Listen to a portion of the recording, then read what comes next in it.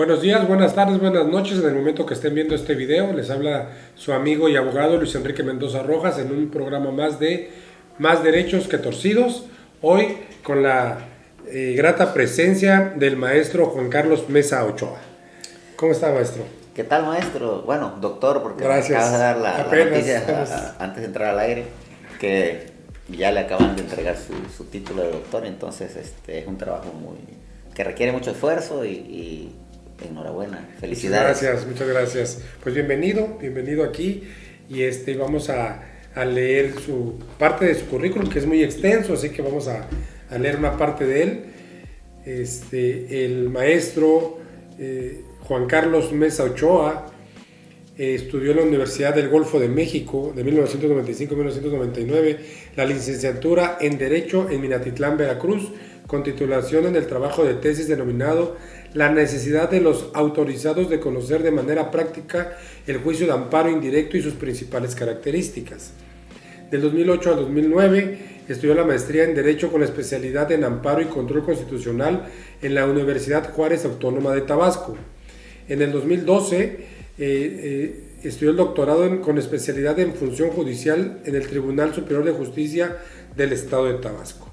Otros estudios: ha cursado la capacitación para secretarios de tribunales de circuito impartido por el Instituto de la Judicatura Federal en octubre del 2003, curso de redacción jurídica impartido por el Consejo de la Judicatura Federal en junio del 2004, diplomado de comunicación escrita y oral impartido por la Universidad Iberoamericana en colaboración con el Consejo de la Judicatura Federal del Poder Judicial de la Federación en noviembre de 2005, curso Nociones Generales del Juicio de Amparo impartido por el Instituto de la Judicatura Federal en junio del 2006, curso básico de formación y preparación de secretarios del Poder Judicial de la Federación impartido por el Instituto de la Judicatura Federal, ciclo escolar 2006.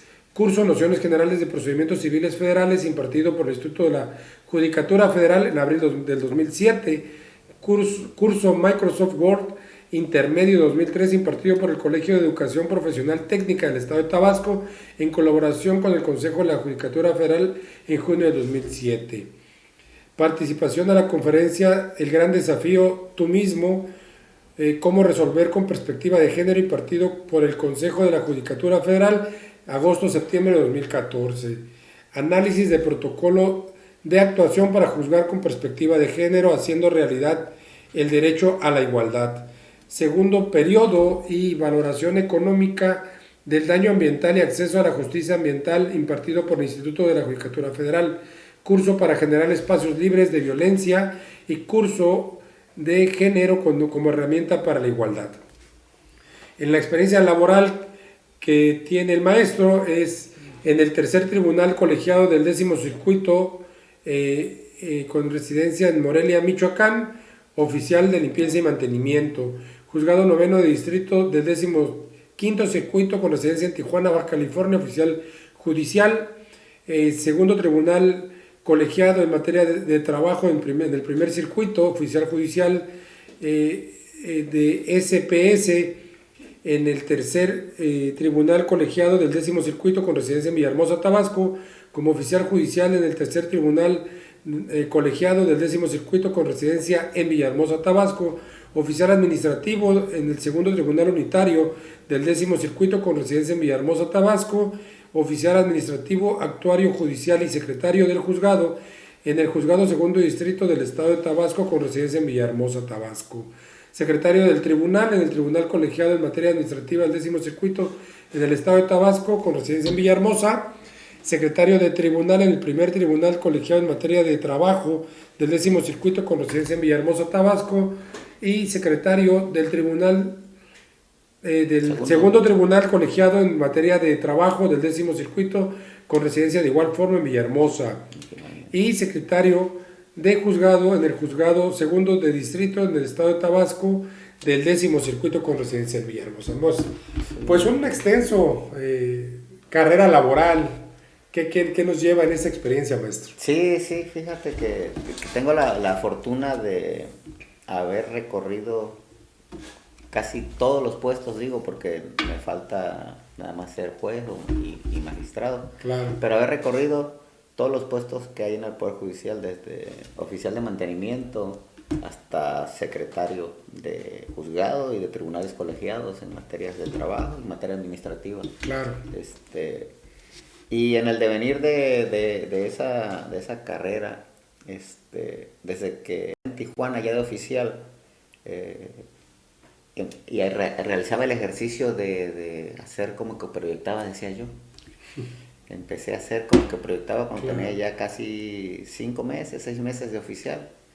Y ahí, gracias a Dios, siempre he tenido la fortuna de encontrarme con excelentes profesionistas, excelentes maestros, los titulares y secretarios que Dios me puso a mi paso, y me iban ahí indicando la forma de cómo redactar, hacer una sentencia, cómo analizar, estudiar cada asunto en particular y cómo obtener una resolución, la solución del conflicto a través de una sentencia. Entonces, ahí empecé en el 2000 empecé el ejercicio de escribir, muy complejo cuando inicia uno, por eso comentábamos hace rato que hay que iniciar ya, los estudiantes deben iniciar ya desde el momento en el que pisan la universidad y saben que se van a dedicar a litigio o bien en una área jurisdiccional. Claro. Como operador del derecho tenemos que empezar a hacer el ejercicio de razonamiento crítico, lógico, para poder sacar adelante pues el área en el que nosotros nos desarrollemos, ¿no? Sí, de hecho es muy importante tener esa experiencia para poder llegar a tener unos conocimientos bases desde ya cuando uno se quiere dedicar ya de plano a esto que es la abogacía, o en su momento ser servidor público en un juzgado o en un tribunal. Es importante tener esa experiencia desde un inicio, para los estudiantes, más que nada como usted lo menciona correctamente. Claro, maestro. Doctor, perdón. Eso queda en segundo término. Pero bueno, hoy vamos a entrar en materia a ver la prueba en el juicio de amparo, sí, que es donde pues vamos a tratar lo que vamos a tratar el día de hoy, hablar sobre los conceptos generales y otras situaciones en materia de las pruebas en el juicio de amparo. ¿Qué nos puede decir de ello en un fíjate que de inicio pudiéramos conceptualizar que la prueba son todos aquellos elementos objetivos o subjetivos que las partes tienen para acreditar un hecho, de manera, una concepción muy general, ¿no? Claro. En este caso la prueba en materia de juicio de amparo, es importante definir que el juicio de amparo existen dos vertientes. Uno, el juicio de amparo. Antes, previo a hablar sobre la prueba, ¿no? Claro. Es importante especificar que el juicio de amparo, hay un juicio que se denomina unistancial o juicio de amparo directo. Es correcto. Y el otro juicio de amparo que le conocemos biinstancial o juicio de amparo indirecto, ¿no? Porque es importante definir para efectos de hablar sobre la prueba, ¿no? Porque el juicio de amparo directo, de manera general, no permite el ofrecimiento y desahogo de pruebas. ¿Por qué razón? Porque el juicio de amparo directo procede contra actos definitivos, sentencias, laudos o resoluciones que ponen fin a un juicio. Y por esa razón, el juicio de amparo directo se encarga de revisar una decisión definitiva que deriva propiamente de todo un procedimiento en la materia que sea, ya la que ustedes consideren, en la materia que sea, en la que las partes participaron proactiva o pasivamente, dependiendo la estrategia litigiosa, pero en el que se desahogaron pruebas a efectos de demostrar las acciones o las excepciones, dependiendo las partes, ¿no? En todo momento, esas pruebas van a servir de herramientas para que el juez decida, a partir de un razonamiento crítico, decida sobre la litis planteada, ¿no? Y lógicamente que tendrá que, previo a llegar al juicio de amparo directo, tendrá que agotarse pues, la instancia correspondiente si lo hubiera, ¿no? La apelación. La apelación y pues en materia laboral, ya que no existe recurso, pues se va directo, ¿no? Pero en las materias en las que existe un recurso en contra de la sentencia es necesario agotarla para efectos de no caer en una causa de improcedencia que no haga efectivo, que no haga ejercicio de control constitucional, ¿no? Entonces, acotado esto, podemos decir que la materia del juicio, las pruebas en el juicio de amparo es únicamente una herramienta que se utiliza en el amparo indirecto. Y también platicamos que existe un principio modulador de las pruebas en materia de amparo indirecto, que es principio de excepción.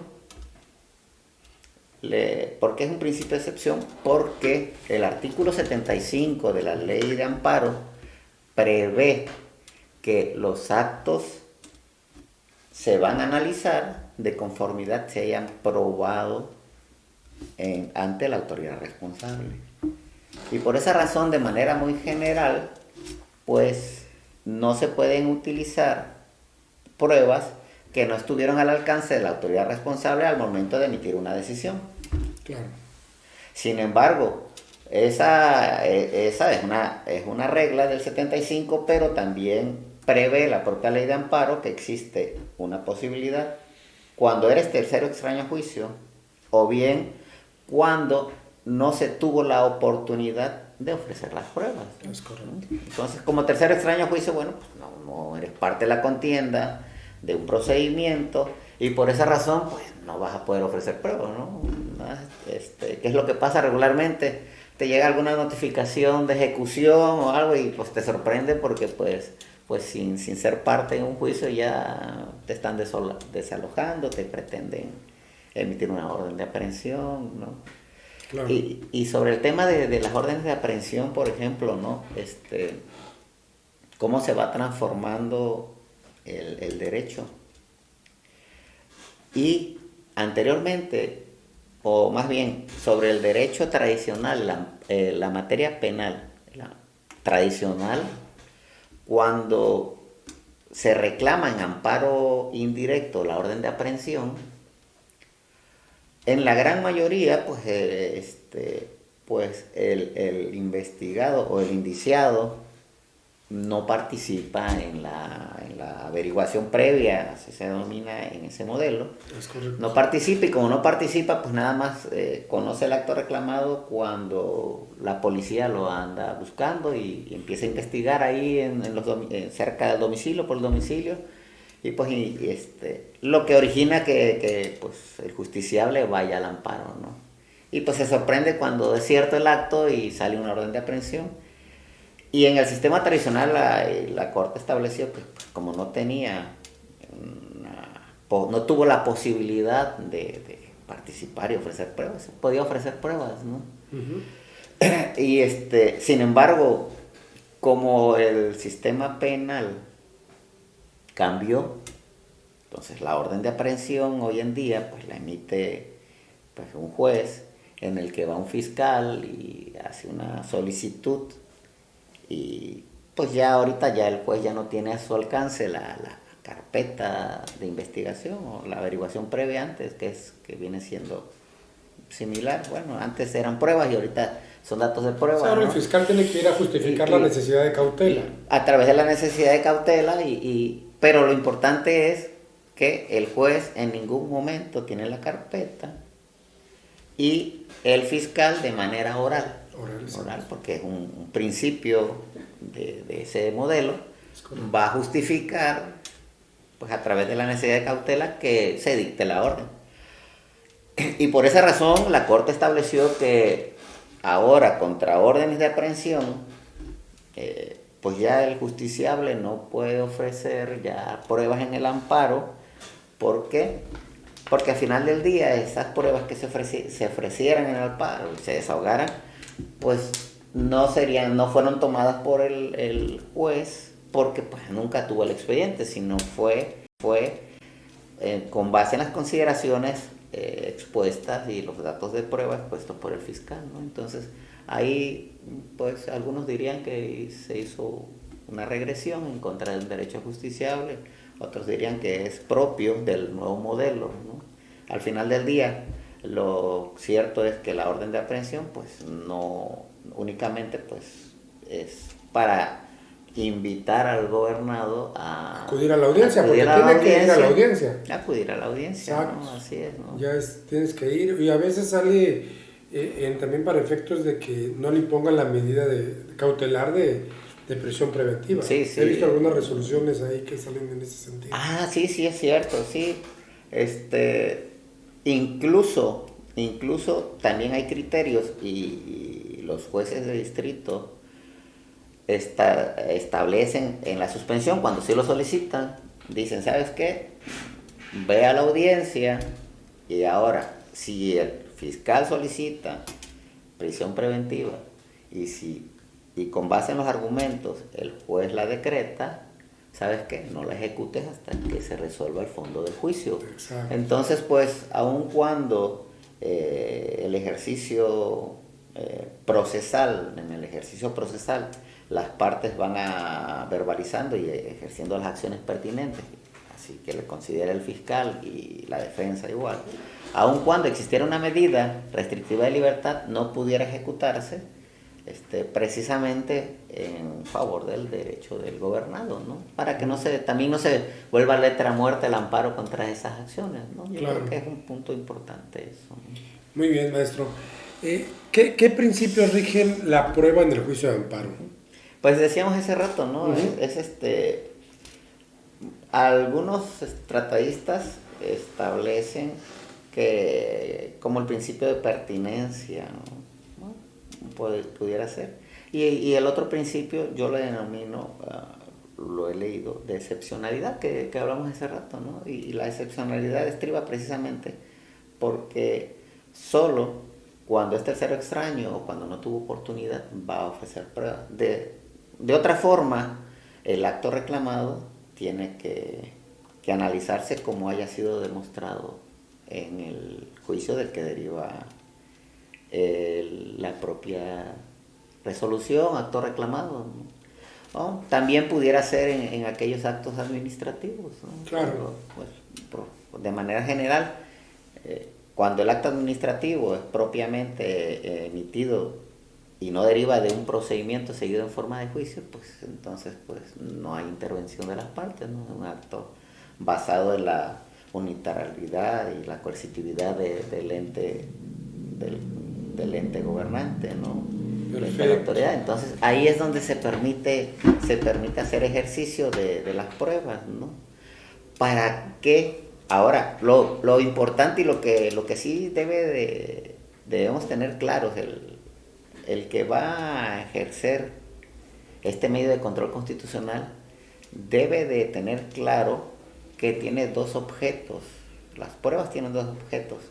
Y ahí pudiéramos decir que la pertinencia, ¿no? Uh-huh. El primer objeto es que con las pruebas tiene que justificarse el acto reclamado. La existencia del acto reclamado. En la gran mayoría, cuando el acto es existente, ya sea un acto positivo, una resolución, o bien un acto negativo u omisivo, en la mayoría de los casos la autoridad sí refiere, ¿no? Y entonces sí lo refiere, dice, sí es cierto, no hemos hecho esto. Y justifican, ¿no? Algunos justifican el por qué no se ha hecho algo. Cuando es un acto positivo, de igual forma, si es cierto, y remiten constancias y todo para poder analizar. Sin embargo, no podemos perder de vista que es una carga que corresponde al gobernado demostrar su existencia para aquellos casos en que la autoridad, pues, por un error, un descuido, no quiero pensar que sea de manera pensada, motivada, el no exponer la veracidad del acto. Entonces quedamos claro. Regresamos aquí una vez más con el maestro Juan Carlos Mesa Ochoa. Seguimos hablando de la prueba en el juicio de amparo. Y a continuación pues vamos a preguntar en qué momento procesal deben ofrecerse las pruebas en el juicio de amparo. Sí. Bueno, la ley de amparo establece que, en principio hay que decir, ¿no? En el juicio de amparo se pueden ofrecer todas las pruebas habidas y por haber, a excepción de la prueba confesional por posiciones, ¿no? Claro. Y esto tiene una razón de ser, ¿no? Porque recordemos que en el juicio de amparo, el que es contraparte del quejoso, pues es una autoridad. Y a la autoridad, una vez que se admite la demanda, en el auto de inicio, se le va a pedir que rinda su informe. Claro. Y entonces, pues ahí la autoridad dirá si es cierto el acto reclamado, y si es cierto el acto reclamado, pues también estará obligada a remitir las constancias con las que justifique la legalidad de precisamente de su acto, para que el juez en su momento tenga la posibilidad de hacer el estudio y sobre de legalidad o constitucionalidad del mismo, ¿no? Y por esa razón, pues no tendría sentido ofrecer una prueba, porque pues ya estará el acto reclamado con las constancias, ¿no? Por eso es que el legislador, pues, considero que estableció que esa prueba pues, no procede en el juicio de amparo, ¿no? Okay. Sin embargo, pues de ahí pues tenemos todas las otras pruebas, ¿no? Las documentales, testimoniales, periciales, documental de informe. Generalmente, ahora, una vez que ya tenemos el catálogo de pruebas, la prueba documental, pues la pueden ofrecer desde el inicio.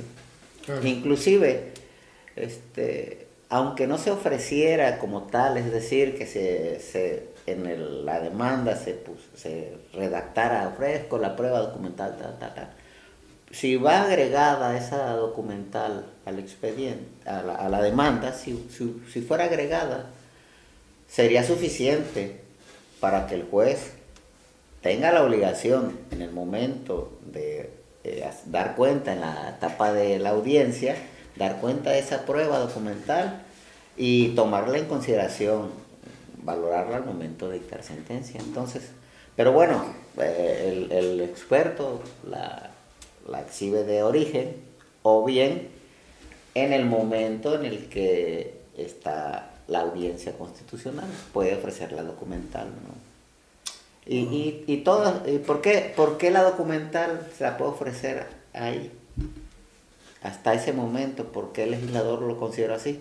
Porque esa prueba como tal, por su naturaleza, pues no requiere de preparación. Exacto. Entonces, pues la puede exhibir.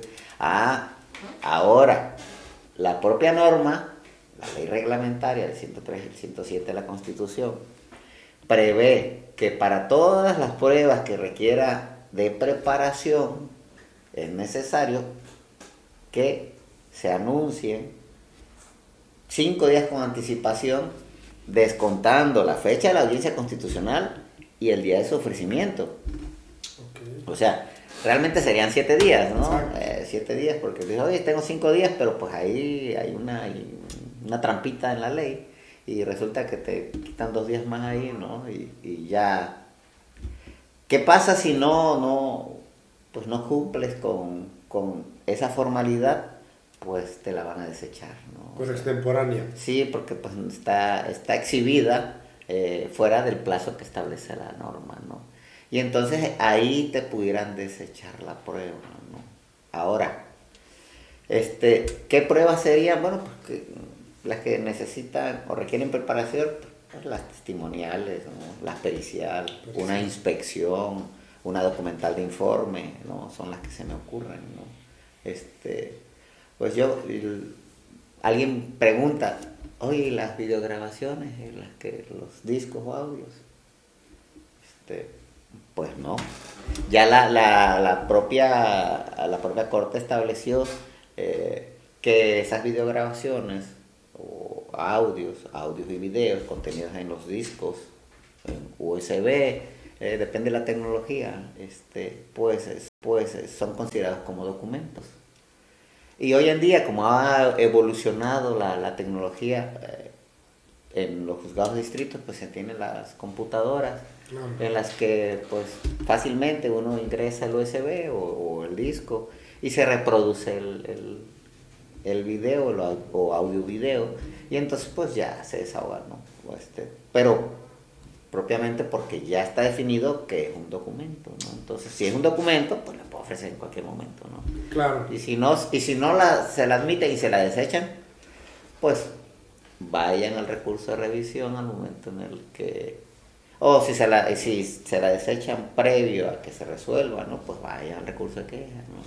Exacto. Hay que hacer el ejercicio de los recursivo, recursos, sí, claro, hay que utilizarlo siempre, yo recomiendo siempre. Claro, entonces, ¿se pueden admitir pruebas supervinientes y en qué casos? Sí, y sobre eso, fíjate, entonces la propia ley establece, hablando de ese tema, ¿qué pasa? Se difiere la audiencia, fíjate, se difiere la audiencia. Entonces el quejoso dijo, híjole, ya me acordé que tengo unos testigos ahí que no ofrecí, se me pasó. Oye, tenía que ofrecer esta pericial y se me pasó. De manera general, no se le pasó, le precluyó el derecho para hacerlo. Ni modo, claro. Ahí fue un descuido, se precluyó el derecho para hacerlo. Señalan una nueva fecha y tal vez le dan el término máximo 30 días. Aún así, su momento era como límite la audiencia, los 5 días antes, descontando ya, como dijimos hace rato, la fecha de la audiencia y el ofrecimiento. Entonces, de manera general, le precluyó el derecho. Resulta que se difirió la audiencia. Y si se difiere la audiencia, pero tiene otras pruebas que en su momento no sabía de su existencia, es decir, prueba superveniente, ¿no? Y si es naturalmente una prueba superveniente, no porque el justiciable o el abogado dice que es prueba superveniente. Claro. No, si es superveniente porque pues no estaba ahí, no había aparecido en el radar por las fechas o por los elementos que se... O porque se haya creado, ¿no? O se haya creado después de la audiencia y eso. Entonces, en esa prueba sí podrá ofrecerse después de la primera fecha de audiencia. Después de la primera. Sí podrá, porque pues...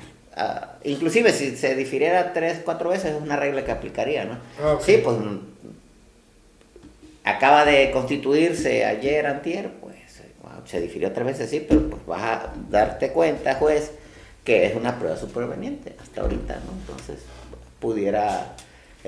debería admitirse, ¿no? Debería admitirse, así sería ahí, ¿no? Muy bien. ¿Cuál es la diferencia en cuanto a la admisión de pruebas entre el amparo? Bueno, ya lo vimos, sí. Ya lo comentamos, que en directo no, y en indirecto pues es donde más que nada, ¿no?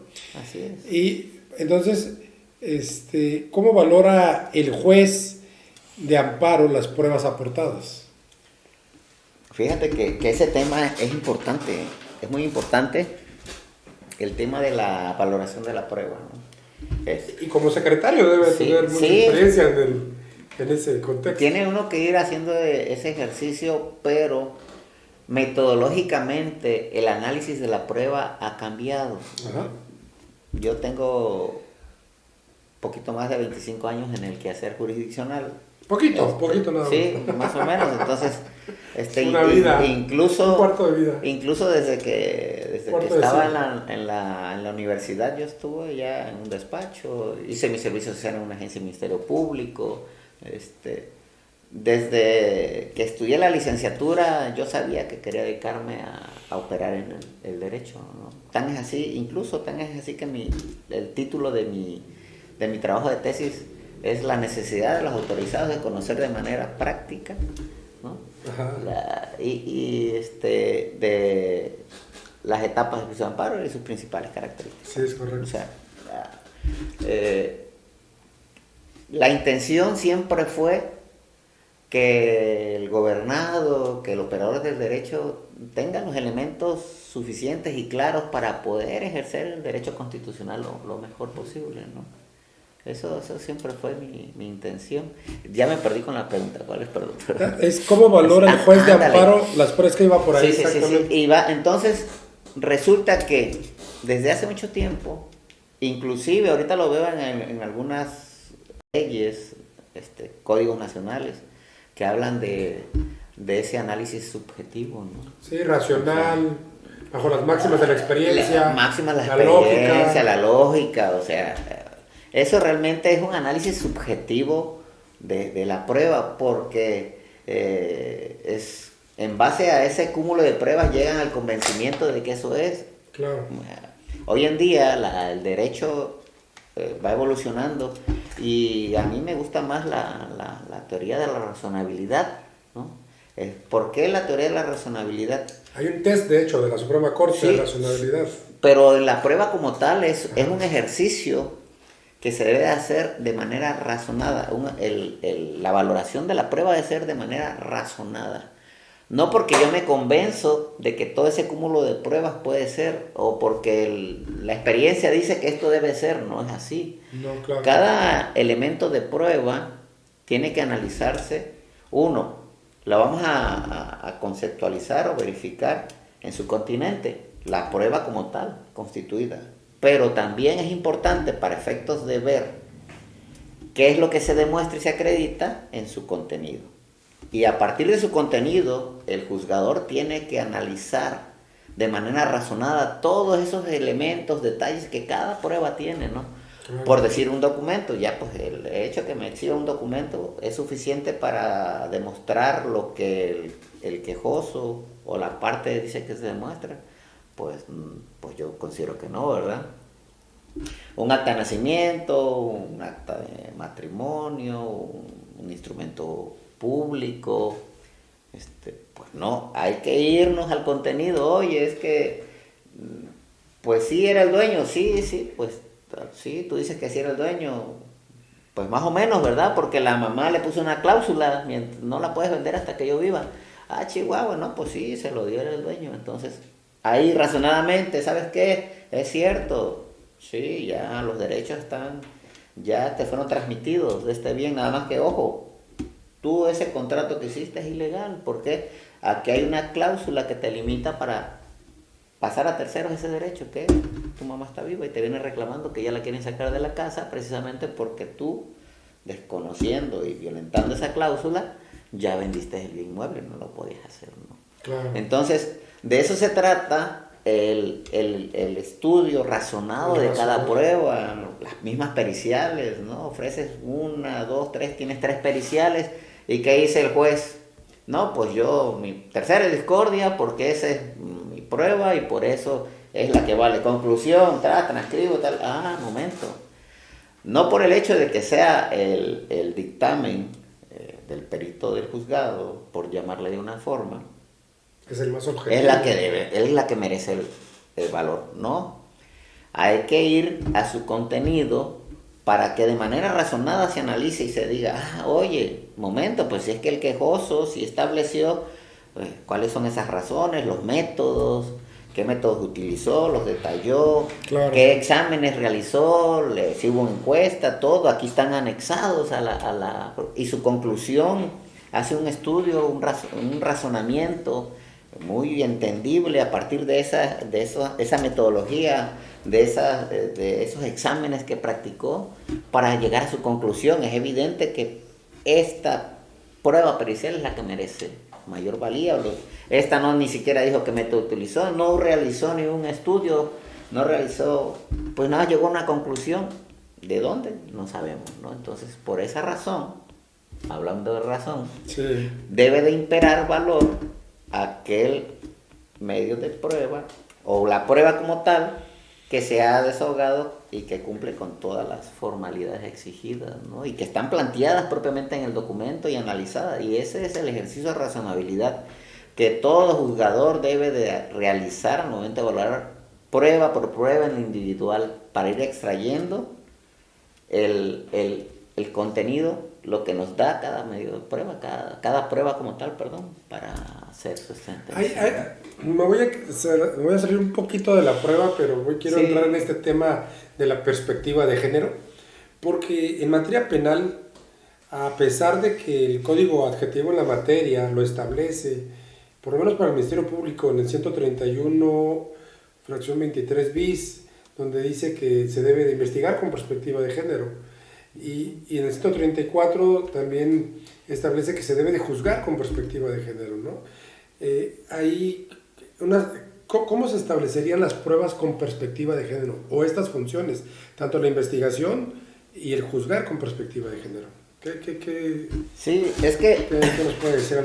hay que entender perspectiva de género, personas, Claro. infantes, niños, adolescentes, ¿no? Adultos, personas socialmente disminuidas, pobres, ¿no? Sí. Todas esas personas que pertenecen a un grupo en el que socialmente, pues, por sus características, el juzgador tiene que emitir actos reforzados.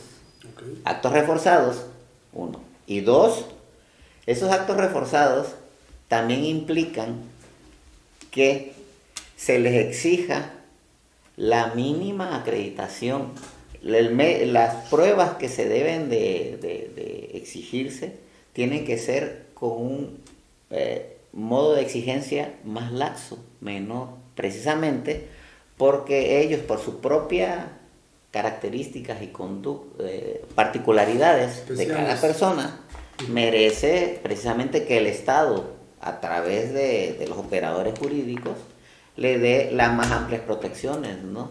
Incluso acaba de salir una tesis el día de hoy, en el que habla sobre los viernes salen las jurisprudencias y tesis ahí en la página de la corte, ahí en el JUS, como lo conocemos, ¿no? Entonces, el día de hoy acaba de salir una precisamente sobre este tema, es sobre un delito de violación, precisamente, y establece ahí que la declaración de la víctima merece valor preponderante, ¿no? O sea, están retomando algunas figuras que existían antes y que tienen su naturaleza precisamente en lo que estamos platicando, ¿no? Ok, sí, porque a veces se llega también pues no quiero llamar exagerar, pero sí, nada más tener el dicho de la persona sería suficiente, entonces. No, lo que no, nos no. dices, lo que lo establece. No. O que se relacione con las demás pruebas. Estamos hablando de una preponderancia. razonabilidad. Ah, ok, sí. Estamos hablando de Perfecto. preponderancia. Okay. Preponderancia, más no que esa prueba sea la única. Definitiva. Y esa preponderancia y ese valor implica también hacer el estudio de todas las pruebas que existen para que con mayor o menor medida se vaya justificando también la acusación, ¿no? Claro. Ese señalamiento. Entonces, si el dicho de la víctima no encuentra eco en otras pruebas y el dicho del que está del investigado o el acusado está justificado, entonces que ese valor preponderante irá demeritándose precisamente con las pruebas que hay en el juicio, ¿no? Es un gran tema, la perspectiva de género, las personas con vulnerabilidad, la verdad es que es un gran tema y digo, se va avanzando, ¿no? Incluso también salió otra tesis el día de hoy de infantes, ¿no? Que dice, ¿sabes qué? Cuando está en conflicto el derecho de una niño, adolescente, no debe de agotar principio definitivo, ¿no? Okay. Sale una tesis el día de hoy, ¿no? Igual, y bueno, eso es porque el Estado está obligado a salvaguardar los derechos de todos esos colectivos, ¿no? Exacto. Sí. Muy bien. Socialmente disminuidos todos, entonces hay que hacer el esfuerzo a través de todas estas figuras que hay, ¿no? Perfecto. En materia penal, ¿hay reglas especiales en la recepción de pruebas en el juicio de amparo? Fíjate que no hay. La ley de amparo establece dos reglas Una, para el juicio de amparo como tal, la que venimos platicando Claro. ahorita, y otra regla es para los incidentes de suspensión, ¿no? El incidente de suspensión, alguien decía, hace poco acabo de leer un artículo, que ya le queda chico denominarlo incidente de suspensión, así está en la ley. Que más que incidente de suspensión debería llamarse pues, pues, de medida cautelar, ¿no? Claro. ¿Y por qué razón? Porque hoy la suspensión, como la conocíamos antes, que era suspender, paralizar los actos, pues ya cambió, ¿no? Ya ha venido transformándose el derecho y ya ahorita la suspensión también tiene efectos positivos, es decir, ¿sabes qué? Ahora no, restituye, ¿no? Claro, El 147 habla de la restitución provisional del acto reclamado, ¿no? Entonces, ¿qué es lo que más le serviría al gobernado, en realidad? Sí, inclusive, autoridad, no, haz para efectos que respetes los derechos de las personas. Por ejemplo, en salud, Sí, que es más importante. en salud, ¿qué se le dice a la autoridad? ¿Sabes qué? Pues el artículo 4 constitucional, pues, sin duda, contiene el derecho humano a la salud de todos los justiciables. Aquí está demostrado que esta persona pues no te ha ido a pedir que le des tratamiento, que le des medicamentos y pues tú no lo has hecho, así que dale su tratamiento, ¿no? Hazlo, ¿no? Y el tratamiento que requiera, porque pues realmente Claro. los médicos y los expertos en medicina pues son ellos, ¿no? Entonces se les obliga a través de esa suspensión, ¿no?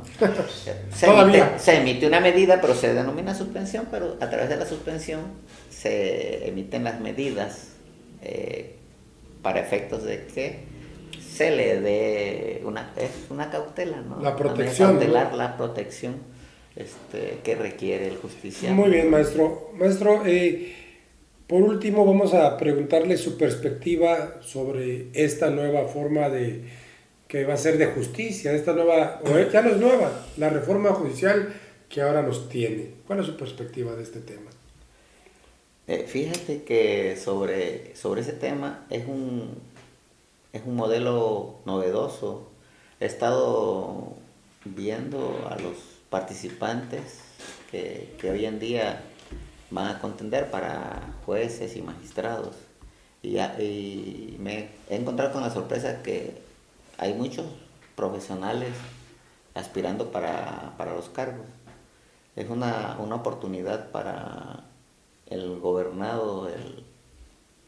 También hay que decirlo, el 70% de los que están participando para jueces y magistrados son de carrera judicial. Okay. Son de carrera judicial, son personas que, si leemos su currícula, muchos son doctores, maestros, con muchos años de servicio. Juristas ¿no? de muchos años. La gran mayoría, el 70%, lo leí en un artículo. Entonces, es una gran oportunidad para, para el gremio de abogados y juristas en particular acceder a este nuevo modelo, ¿no? Y esperemos que sea un éxito, ¿verdad? Porque pues la sociedad mexicana requiere de gente experta, pero más que gente experta, gente honesta, gente honrada, gente que ame la justicia, ¿no? Y entonces vamos a esperar que todo salga bien. Ok, maestro, pues muchas gracias. Le agradecemos mucho que haga partícipe de nosotros sus conocimientos. La verdad nos llevamos un gran sabor de boca porque aprendimos hoy mucho. Como decimos nosotros, aprendimos juntos de la mano y ahí vamos, aprendiendo día con día, ¿no? Que es lo importante. Claro, claro, no, pues te agradezco mucho tu espacio. La verdad que este ensayo, esto de platicar sobre temas, y sobre cualquiera, ¿no? Sí. Sobre cualquier tema, es importante porque también el que platica se enriquece, ¿no? También pues, nos ponemos a pensar y Vas a retribuyendo, filosofar, ¿no? y Sí, claro, es súper importante. es una gran recompensa, es una gran recompensa porque hay temas que en ocasiones te quedan en la mente y dices, hay que estudiar con mayor profundidad, ¿no? Hay que estudiarlo. Digo, en este momento sí es también Tiene que Pues no espero que querer. no sea la primera ni la última vez. Aquí las puertas están abiertas, maestro. Muchas gracias, pues esperemos Y regresar. bienvenido y muchas gracias. Pues llegamos al fin con esta maravillosa entrevista con el maestro Juan Carlos Mesa Ochoa. Y pues nos vemos a la próxima. Su amigo y abogado Luis Enrique Mendoza Rojas en un capítulo más de Más Derechos que Torcidos. Hasta la próxima.